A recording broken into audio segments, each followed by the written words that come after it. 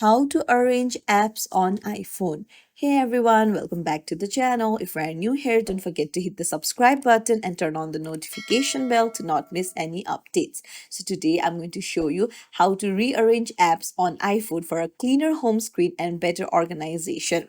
So to enter edit mode, you'll need to long press on a blank space on the home screen and you can see that the app starts to dance. So in the edit mode, apps can be dragged and dropped to new positions. So you can just drag the app and drop it to anywhere that you like on the screen.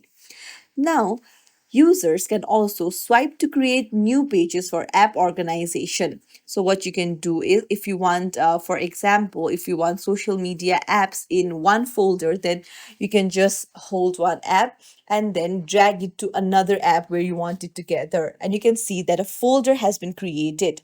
So, you can do the same with other apps, like I'm doing for a video editing app. So, you can see that iPhone has given a name to the apps itself. Now, what you can do is you can just long tap on the app and you can even change the name.